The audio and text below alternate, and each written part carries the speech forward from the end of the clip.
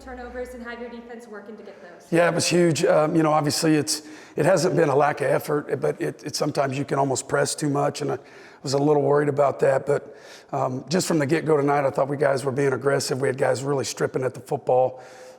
Huge turnover, set us up offensively in a really good spot. And, obviously the one right before half, I just thought was just a huge momentum-changing turnover for us from a really good player.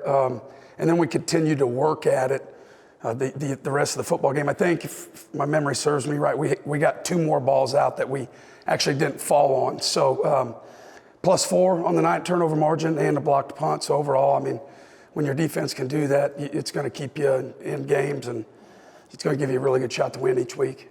I guess the big one you're talking about, the spot center. Yeah, so that was huge right before, man, the way he stepped in front of that screen pass, because, they still had 3 timeouts left, and we knew they were going to go down and be aggressive, and it was huge. And then what it allowed us to do is to save our timeouts. We used them with the thought, we had a pump block set up, and we thought we could get there. We had set it up, and Anthony Egbo went in and executed flawlessly on the pump block, and didn't get a touchdown out of it, but we got 3 points. No, did he get 17 points in a minute? Yes, it's huge. Huge. Changes the momentum of the game, the complexity of the game. I thought it really settled us down, and it was just a really awesome minute and a half of football. And I kind of thought Tyrese's 40-yard first touchdown, I thought that kind of got you guys going. It did. We ran the ball really well tonight. I think the strength of their teams, their defense and their defensive line, and so we knew we were going to have a challenge there. But just we had some penalties early that were stalled out drives, weren't completing some passes, and the fact that we were able to run the football was just really huge.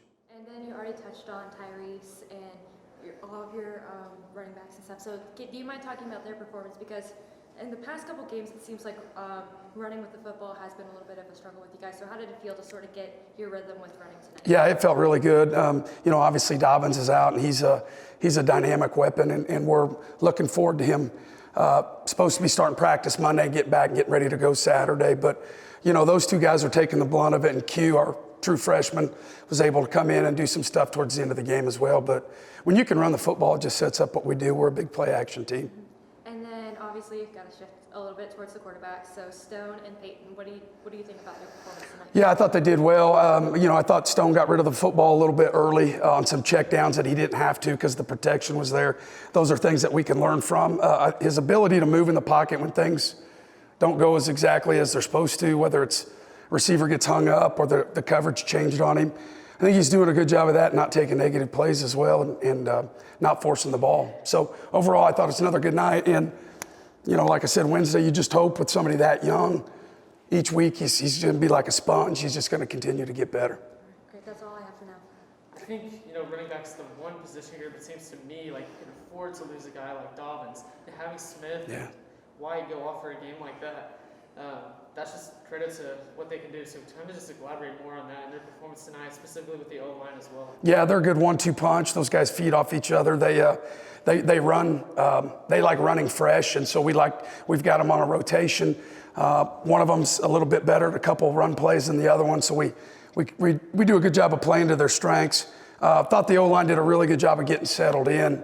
That was a good D-line. We knew they were going to be good. Their first quarter plan defensively is something they hadn't done all year, so it took us a while to adjust to it. But again, that's a credit to their coaching staff. That's a good football team, good football program that hadn't been playing football very long. Hey Coach, next week you guys are taking a road trip to Lamar University, where they just recently showcased their run defense in a hard-fought overtime victory against Northern Colorado.